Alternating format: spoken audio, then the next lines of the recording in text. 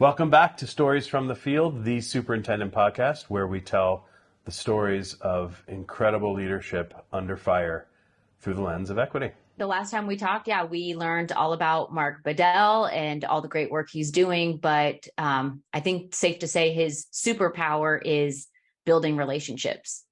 And he brought that power to an entirely different context, school system, community. And it's been great to watch his work unfold. Anne Arundel County Schools got a new superintendent, Dr. Mark Bedell. I'm excited, man. I've had a phenomenal first year. It was just crazy someone brought a gun to school. I don't want to be the next school district on national news because of somebody getting killed in one of my schools. Dr. Bedell gets it. I don't want to hear what your opinion is. I don't care. It just takes a toll on you. Yeah. It just takes a toll on you. So in talking to Dr. Bedell, he really explains his process about how he builds trust between parties that might be on opposite sides of an issue. Some people will say, I have a gift for winning people over. And I would say that three of my top 5 strength finders are woo, relator, and communicator. Okay. And so what I try to do, Doug, is I just lead with my heart. I don't know, I'm not a political person. I don't ever want to be a politician. I understand that politics is a major role in the work that I do, in being able to politically map how you work with people. But what I try to do is I lead in a way that allows for me to be who I am. Number one, I don't need this job to survive. The worst thing that happened to me is I'll go back and teach. And the truth is, I'll always be a far better teacher than I'll ever be an administrator. That's just a fact. So in the end, push come to shove, I'm not out here trying to make decisions just to stay in a role like this because of the salary and because of the access that it allots a person like me to have. So I'm going to fight differently because the truth is, I'm going to be fine. It's liberating, right? It's liberating. You're not desperate for this job. I'm not desperate for the job. So that's one. So I lead in a very authentic, very transparent, a very honest way. And I think for the county executive, he respects that. You know, I think he's very systematic about it. He knows who he wants to meet with, and he makes the point of making it happen. He organizes it so it's on his terms, and then people feel good about the fact that he came to them rather than just waiting for them, to come when there's a problem. So that's County Executive Stuart Pittman. And for those unfamiliar with how Maryland government works, county executives are the second most powerful elected officials to the governor. And then when it came time for budget, he was very good at making sure his staff was very transparent with us about what they were going to be proposing, and worked with us on what we could do, what we couldn't do. And I wanted to make sure that he had a good budget to work with coming in. And I mean, I've been pretty consistently supportive of education funding and raised taxes to do it. In fact, we raised taxes this year to be able to do for teachers what he said had to be done. You know, he went out in these town halls and he was not shy about saying, we will not be able to fill vacant teacher positions. And we had 200 vacancies during most of the school year. We will not be able to fill those positions if we don't pay it as much as our competition, as our neighbors. And he showed our rankings. And nobody had ever done that before because nobody wanted to be embarrassed by the fact that our rankings didn't look good. He laid it out there. And so it made it easier for me to say, yeah, we have to fully fund this compensation request because we won't fill those positions if we don't. And I needed that to be able to then go to the taxpayers and say, look, we're going to have to raise our property tax and our income tax a little bit to be able to do this. And we did budget town halls. And when we came and said, look, we have this extra money. We think we can do this. But we need the union to support it. And that's controversial because you're raising starting salaries. Basically, we were hiring people at step 3. And then step 1 and 2 would go to 3 in that year. But that creates some compression, and not all the union members think that's a good thing. So his good relationship with the union, our good relationship with the union, and with him, we were able to pull that off in a very short amount of time. And as a result, I think we'll be competitive with our neighbors in trying to hire teachers. So we county executives get together and talk. Yeah. And you hear a lot of complaints about the relationships with school boards and superintendents in some cases. And a lot of it is over finances. What is, looking at the books, transparency. We write them a big check every year, but, we don't sometimes we don't know what's really going on. Where's all this ESSER money going? And that's a big topic for the Maryland Association of Counties, the leadership of counties. Yeah. And we had a meeting we had a meeting where we included Superintendents Association for Maryland and the School Board Association and others with the Maryland Association of Counties, trying to improve the relationships. And I found myself, bragging about my superintendent. Very transparent. That's great to hear. Yeah, that is great to hear. I think there are a lot of people in education that roll their eyes about politics. There are a lot of people in government, in the bureaucracies who know how to make the machine work, and the politicians come in with their ideas, and there's a new one, new flavor, new agenda, and it's frustrating. But I think that most of the electeds in our county and in Maryland want to improve education. They want to have the greatest schools, great school system. And so that's there. It's a matter of coordinating messaging and convincing the public, because it really comes down to, whose side is the public on, and politicians will go wherever the public is anyway. So I think that's what's worked in our county really well. When he came in and he said, we have to invest because, you thought we were great. We're not. Here's how we rank. He was able to identify our weaknesses and say, yeah. And then for us all to say, we say we want jobs, we want economic development, we want to be the best place for all. It starts with education, with the kids, with the next generation. Yeah. We're all worried about the future. I think that's the sort of the political thing that people that is common across parties and everywhere is everybody's nervous. Everybody feels like something's not quite right, and maybe the pandemic had a lot to do with that. With what is the next generation going to be? Are these kids going to be able to carry on? Are they going to be able to get jobs and all of that? Yeah. And so there's all this angst. And when you turn that angst into a commitment to improve education, it's worth the investment then. So when I met with him and I just said, listen, this is what you're going to get from me. I'm not going to be manipulating data to make us look better than what we are.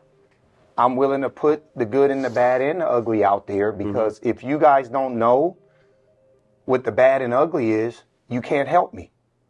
And so, and then, like I said, I want you to hold me accountable just as much as I'm going to hold you accountable. And I think when you look people in the eye and you say those things to them, but then if you follow through on the things you said you were going to do, you start to build political capital, because people start to say, well, he came in here and said he was going to do A, B, C, and D, and he did all of those things.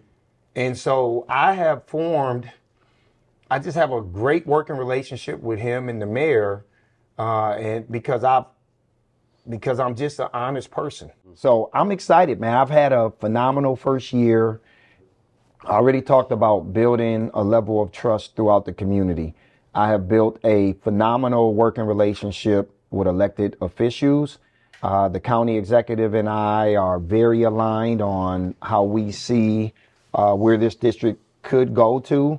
The same for the mayor of Annapolis. We have a very strong working relationship. I have built relationships with the police chief, the sheriff, and the police chief of the city of Annapolis. I have met with just tons and tons of different leaders, whether it's Mr. Snowden with the Caucus of African American Leaders, NAACP, President, the relationships I've formed with our unions. This is the first time, at least I have a chief negotiator who's been here, I think, 16 years. And she said in her 16 years, this is the first time that all of our negotiated agreements were done before July. So we are opening up this school year with every single agreement every unit voted on. Every unit's done. So they don't, now HR doesn't have to go back and do retro pays or anything like that. Right. In addition to that, my chief finance officer, Matt Stansky, I think has been here 8 years, and he said this is the first time in 8 years that we've had an 8-0 vote on the budget. Wow. From our school board. So while the relationship, of course, is adversarial. That's the teacher union president, Nicole Disney Bates. This was our most peaceful contract negotiations. We wrapped up before our year ended, which for our association is a very big deal. Normally we've been in impasse or arbitration the past 4 or 5 years. So we were able to work together. We were able to talk things out. And yeah, there were times where we didn't agree, but that is part of negotiations. And acknowledging that helped us move forward. I look forward to seeing his innovation. He's got some very out-of-the-box ideas about how to support our students. It's a very diverse county. I really look forward to seeing how he does those things and working with him as we try to implement some of these new ideas that he has. I love it. He's talked about allowing some innovation, like maybe some schools go year-round, some schools don't. I've heard him say that. Yeah, some schools start later in the day, some schools start earlier. High schools may have like a staggered start option. He has a variety of ideas. So I think the relationships that we've been able to build and the data that we utilize to justify why we needed certain things in our budget paid huge dividends. I like how his politically non-threatening stance has helped him build on these relationships and really make trusting friends in the community. We have a beautiful relationship, and I don't have a lot of relationships with a beautiful relationship with a lot of people, because I'm a no-nonsense type of man. And that's NAACP President Reverend Dr. Ricky Nelson Jones, Esquire. Yeah. And I'm also I'm a Christian, not just in conduct, but not just in talk, but in my conduct. So I expect people to obey God's word. I know everybody's not a Christian. I understand that's their business. But when you interact with Reverend Jones, you're going to have a relationship with me, I don't expect your behavior to fall below a certain level. Sure. And Dr. Bedell seems to be at that level. So we're always concerned about equality of treatment in this country. This particular county where I'm serving, we've had some struggles in terms of getting the type of equality of treatment of the students at Anne Arundel County Public Schools. There was some statistics, data I should say, that showed some crystal clear trends and things that were occurring in the school system in this county that was very disturbing to the NAACP and very offensive to us, that were borne out and supported by data are as follows. Number one, African-American students were less likely to graduate. They were less likely to be assigned to honors programs, talented programs of advanced placement, but they were more likely to be suspended, expelled, and also assigned to alternate schools, like certain percentages of success in areas of reading, writing, and mathematics. And so there are a series of things we've been trying to get this school system to reach, and to this day, they still have not reached them. So Dr. Bedell walked into this, a memorandum of agreement that's still pending and has not been satisfied. So when Dr. Bedell walked into this, because of what we perceived as a lack of interest by previous superintendents of schools, there's a high moral bar that I look for everybody to reach. And so when Dr. Bedell came here, I said, Dr. Bedell, we need to talk. We're going to meet with the organizations, but I need to talk to you one-on-one. Dr. Bedell and I broke bread together. And he did something that a lot of times government officials don't do. Not only did he listen, but he heard me on behalf of the NAACP. And then he responded in a positive way. And so Dr. Bedell responded. I said, Dr. Bedell, what I would like you to do, I want you to consider something, sir. I said, I would like you to come with me to walk through the halls of these schools where we're getting complaints from parents about their children being discriminated against. I want you to walk with 2 black men, well-educated, well-dressed, well-informed, to walk through the schools so the children from our community would know we are concerned about them. Dr. Bedell honored my request. And he and I, we walked through. We started doing it at the end of the school year, so we're going to pick back up this school year. But we went to 2 schools where we had gotten complaints about racial discrimination. Their faces lit up. They say, who is that? I said, that's the superintendent of all the schools in Anne Arundel County. Say, who are you? I said, President of NAACP. So they lit up. And I said, we want you to know we're concerned about what's going on in these schools. So it changed the entire student body when he saw us. Dr. Bedell has been very responsive. When he met with the various organizations that are really focused on making sure there's fairness in our schools and concerned about those of African descent, when he met with just our organizations, Dr. Bedell was the consummate professional. And he also expressed how important it was for us to be present and to show up and support what he's trying to do. He said, I cannot do this alone. You know, now, of course, I reiterate that in our meetings with the executive committee and the NAACP. He cannot do this alone. No one man can do this. This is a job that he's walked into with a memorandum of agreement about how poorly the school has functioned to help our children. So he's walking into, so to speak, a powder keg. So he needs our support. He was very transparent in the meeting with the groups from our community. And I was really moved by his sincerity, his passion, and how he almost came to tears about why our children are not being treated. He's data driven. What the data shows we need to work on, that's what he works on. Also, we want him to hear from the parents about what they thought were good ideas for the school to help improve the school and make it comfortable for all students, without regard to race, color, creed, national origin, gender identity, or LGBTQIA+. Yeah. Dr. Bedell is 100% on board with what we're trying to do. I believe that the Annapolis County public school system must improve because he's data driven. Yeah. And the data shows that our children have been systemically discriminated against in a very real way. And nobody can deny it because we got the data. When you see the NAACP protesting or something like that, you can be 100% certain the data has revealed there's racist discrimination, something along those lines, and we got the data to back it up. It is systemic. And that's what we focus on. So Dr. Bedell is 100% on board with us in terms of making the schools equal, fair, and just for all of our children. The political nonsense, he will transform this whole school system. The direction that Dr. Bedell is going in terms of bringing about equity to all of the children and fair treatment and getting the teachers and the administrators to understand we're here for the children. I made it very clear to people, I will not create an inequity to harm anybody's child in order to fix inequities that have been built into the system that harm children of color. The history is the history. Yeah. There are books out here on it. There's a book here that I'm reading on Anne Arundel County. 100 years of separate but equal education. Yeah. That talks a lot about the inequities that have been built into the system. So I'm not out here, I'm never out here trying to make our white counterparts feel horrible about the history. Right. Rather, we have to recognize that the history is the history. And how do we move forward together?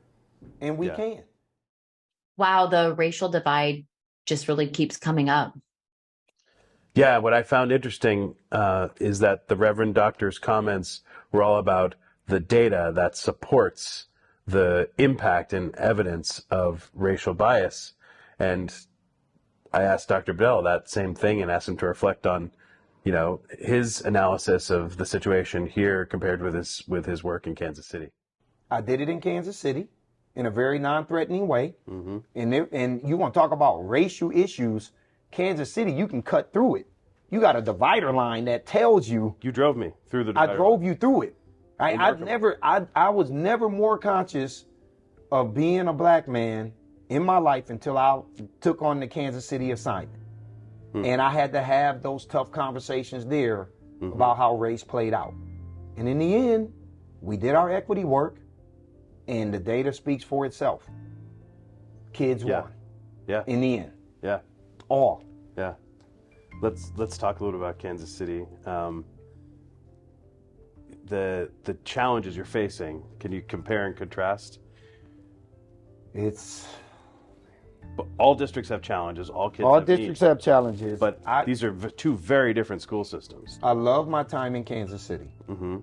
And that experience that I have, I wouldn't trade it for anything in the world. And I left Kansas City kind of on top of the world.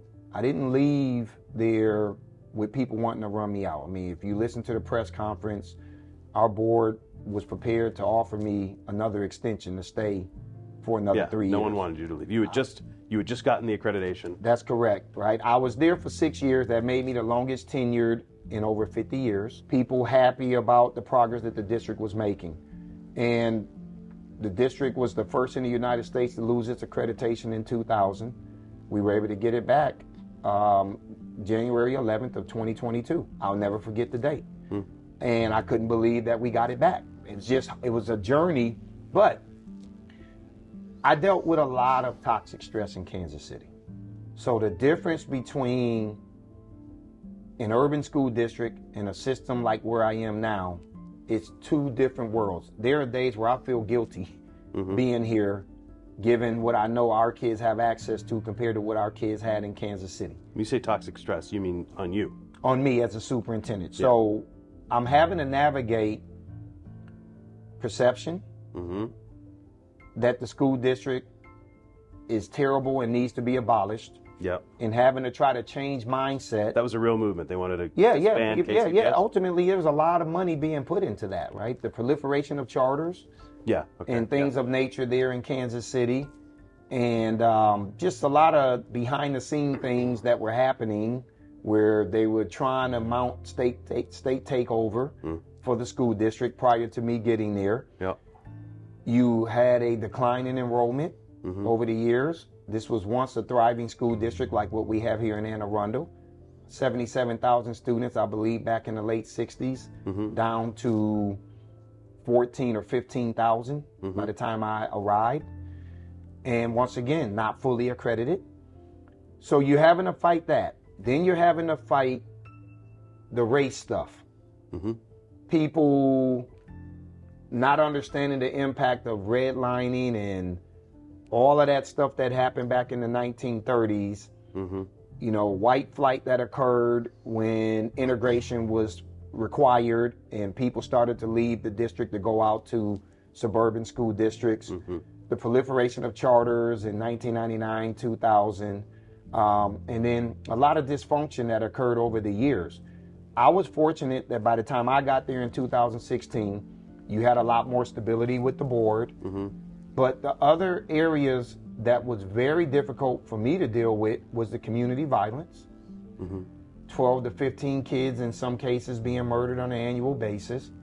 Very toxic. Unbelievable. The permanence of hopelessness, where people don't think that anything could be done to make it better. So having to try to convince people that people like the staff. pathway, well, not it's staff, but yeah, because community. Staff, because part of the issue with staff was over a 27-year period before I got there, the average tenure for a superintendent was 1.8 years. Right. So everybody was just like, we'll wait you out. Yeah. You're going to be out of here in 2 years. Like when I got there, people said 2 years they're going to either run you out of here or you're going to be ready to leave. So that was already the mindset. 6. And I did 6. And what people did was they would just wait out. With all these superintendents come in here and they got these big plans for us.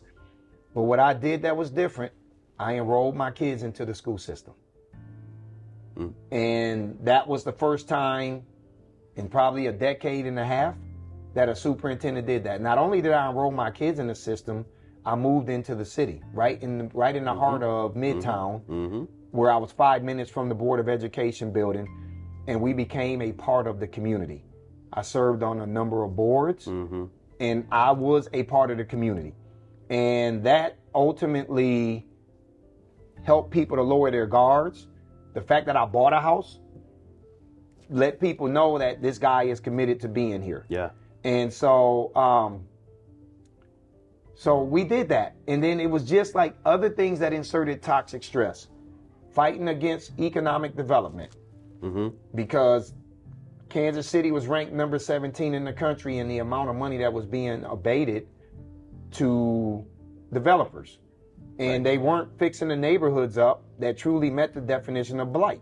They were fixing up downtown, midtown, you know, Broadway. So I had to fight against that stuff. And it just takes a toll on you. That's why I say to people, you have people working in some of these urban school districts and they want to be there and they want to do the work, but the toxic stress doesn't allow for you to make that a career job. So you fast forward and you come out here to Anne Arundel. And here's the other thing that inserted stress for me in Kansas City. We hadn't passed the bond to do capital work on our facilities since 1969, I believe, or 67. Wow. So I got a crumbling infrastructure of facilities, deferred maintenance that's nearly $400 million, and we hadn't passed the levy increase since 1967. So you got to use your operating budget. Got to use, so every year I'm having to move operating money over to do capital work. Oof. It's just not a healthy situation. That's stressful. And so I come here and I don't have to worry about a bond because the county and the state funds all of your capital work. Mm-hmm. So we're guaranteed to get money to make sure that all of our schools are up to par. I don't have to worry about that. We're the third wealthiest county, so I can put out a budget request to get the things that I need to get done for the district, and then we have to deliver on it. I got 130 schools. 95% of my schools have a 3-star rating or better. So basically a passing rating. We only have 4 schools that have a 2-star rating and 2 that have a 1, which are both alternative schools. So they shouldn't even be in there. So my goal is I don't want any 2-star rated schools. How do I go all in on those 4s and make sure that people who are on the brink of falling back to a 3 don't fall back? A lot easier for us to manage that. We are growing in enrollment here. So I'm in a situation where, yes, I have to redistrict, but I'm redistricting for a good reason. I'm not redistricting because I have to close schools. Yeah. Do you think it is possible that you mentioned earlier that being a superintendent of a place like Kansas City is just tremendous stress on the leader personally, right? And I sat with you after something terrible had happened. I think like a young student had been killed in a bathroom in one of your schools.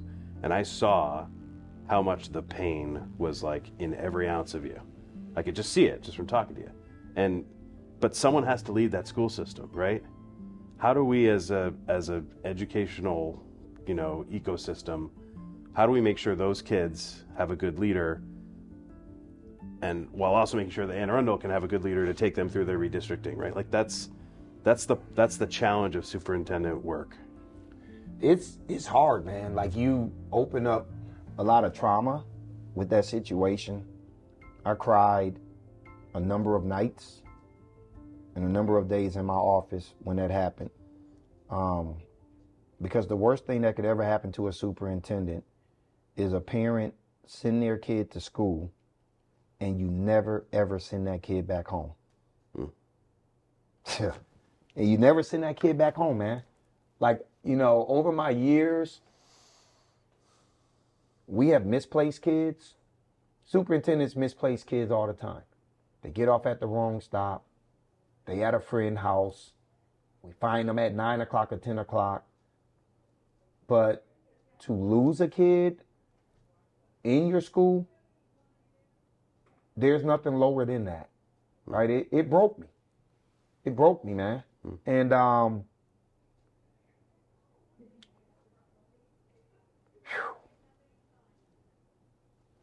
think for me, when you care like I care, and when you have, and then you deal with a lot of personal trauma that I have dealt with growing up, having my 17-year-old brother get killed in a drive-by, having my sister go missing as soon as I signed my contract in Kansas City, and they found her body 30 minutes outside of Rochester, New York, in Orleans County. Okay. All of that trauma gets opened up when you have a kid lose their livelihood like the way that kid did. And then even all of these other kids that are, whether it's happening in the community and they are, being gunned down or whatever, it opens up trauma in me because of some of the things I've experienced growing up. And so I think the appreciation that people also get from that is that I'm human, that I understand and that I care, and that I know I have a responsibility for 85,000 kids, that something like that doesn't happen. And so, I think people just you have to have passion and you have to have a heart to be able to do this work, whether it's in Kansas City or in Anne Arundel.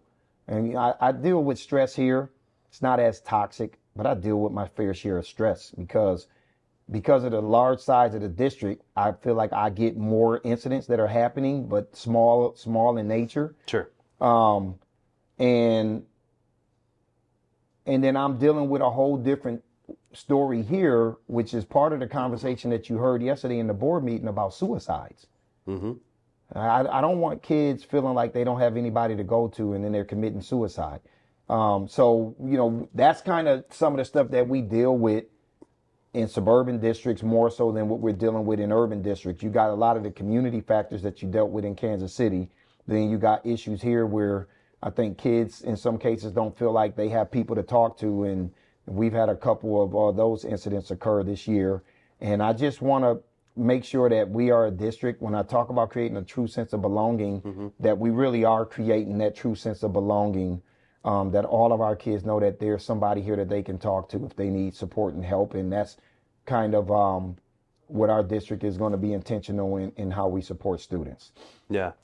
And I think thanks for sharing that. I think all of us in educational leadership need to be okay with, like, you should not be feeling guilty, right? If anybody hearing these stories hears anything from us, it's that the job is really hard, and it's okay to, if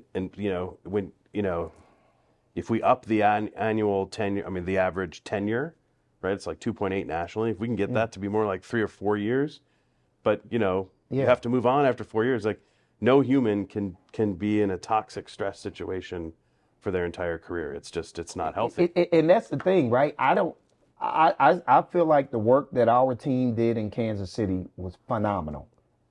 Yeah. And so I was telling people I didn't leave because I wasn't happy with the board. I was happy with my board. Right. I had a great relationship with them. They threw a big going away party for me. All of the different members that I worked with that were in town showed up. Yeah. So I absolutely admired and adored my board. People were thinking, "Oh, is it the board?" No, it wasn't the board, right? It wasn't my staff. It was all of the factors outside of the district that I'm having to navigate that it just takes a toll on you. Yeah. It just takes a toll on you. It's big of you to admit.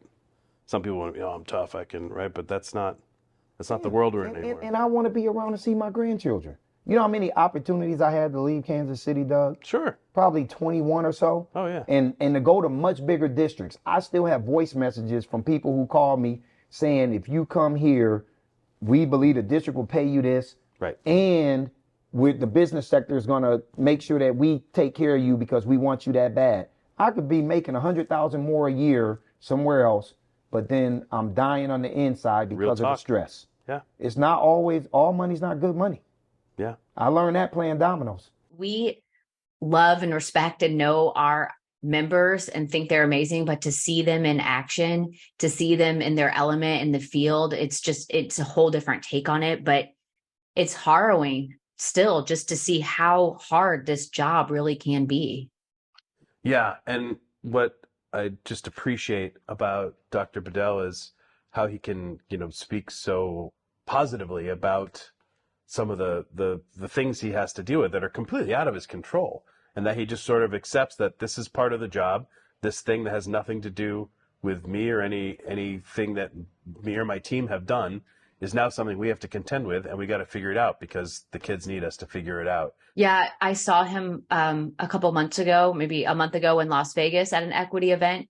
And it was after I saw this footage and see all the things happening in his own district. And he was there with his wife, still working hard to scope and help other future leaders. Like, he's got all this going on and so much stress. And I went up to him and just said, Mark, this is so tough. You keep doing it. And he's basically like, I love it. I have no other choice. It's for the kids. And it's just, that's to see him so, living his life, but there's all this controversy and stress. You wouldn't know it, not that he takes it lightly, but that leadership is just phenomenal. But anyway, what's the future for Anne Arundel? We are excited to be here. We lived in Anne Arundel County 2012 through 16 when I worked in Baltimore County, and we loved it then, and we love it now. And yes, am I going to have some tough days? Yeah. But in the end, I feel like the team that I have assembled here, the quality of the people that I have here, it's just, we got an opportunity, man, to do some amazing things. And I felt that even when I was in Kansas City. I said, if y'all give me time in Kansas City, that's what I told them. Give me longer than 2 years. I promise you, we'll get accreditation back. And they gave me the time. They let me make mistakes. They allowed for me to fail from time to time. But that school board there supported me. I have gotten nothing but support from my school board here since I've gotten here. And when you get the kind of support that I've gotten as a superintendent, and I'm going into year 8 now as a superintendent, I have been blessed to have had support from school boards throughout my journey. And when they support me, we get the kind of results that we've gotten this year. Not a small thing and not easy to do. I know you got to go. Just preview this next year. What are you excited about coming up in the new school year? The biggest thing that I'm excited about at this point is getting this 5-year strategic plan built and making sure that it is a community-driven strategic plan. We're going to begin to look at expanding opportunities for more kids to take the pre-SAT. Mm-hmm. We're going to focus on the curriculum and potentially get the feedback from the audit so we can look at how we rewrite our curriculum and make sure that it's a much more inclusive curriculum. We're going to focus on this true sense of belonging, like I said, and how we build that out. And then for me, I'm interested in trying to expand athletics, getting kids more involved at the middle school level in sports. I have a big vision. I don't know whether it happens, but I'm talking to my athletic director about potential for flag football for our girls, at the high school level. It's a big thing that's happening in California now. And with us experiencing the kind of growth that we're having, we're going to need more extracurricular activities, more social clubs for our kids. And so I'm just excited about all of that. We're going to embark on redistricting. It's something that we just have to do, even though it's not fun. But we're going to continue to go through that process. And then most importantly for me, at this point, beginning to truly focus on how do we move this school district forward in our performance. I don't want to be ranked number 9 out of 24 in academic indicators. I want to be in the top 5. So that's going to be a focus of ours. How do we get to the top 5 in everything and eventually move to number 1? And that's what we're going to be going after. All right.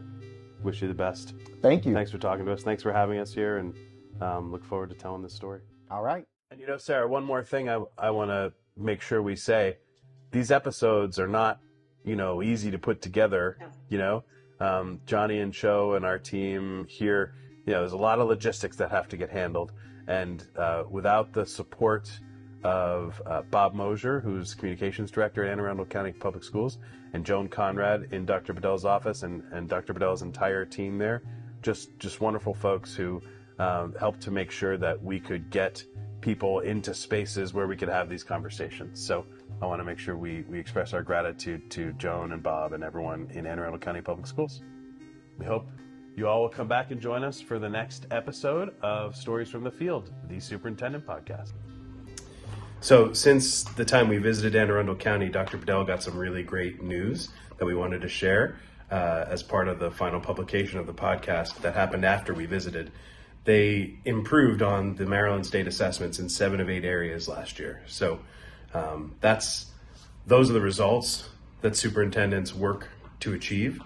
And in the first year under Dr. Bedell, Anne Arundel County Public Schools achieved those results. And we just wanted to share it. Thanks for listening to Stories from the Field, the Superintendent Podcast.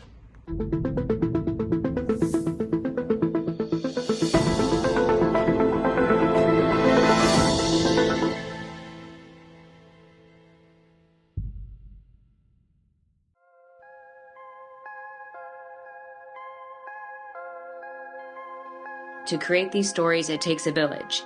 This episode was directed by John Freeman, videography and audio by Sho Matsuyama, Chase Mazo, John Freeman, Sarah Kroll, and Doug Roberts. Edited by John Freeman, Chase Mazo, and Sho Matsuyama. Stories from the Field podcast was produced for IEI with Century Tree Productions. Be sure to like and share these stories with anyone and everyone. Yes, they are that inspiring. IEI is committed to bringing educational leaders together to ensure that they have the influence, access, resources, and support they need to lift students' voices. We empower superintendents to amplify their voices, becoming thought leaders who shape the future of education.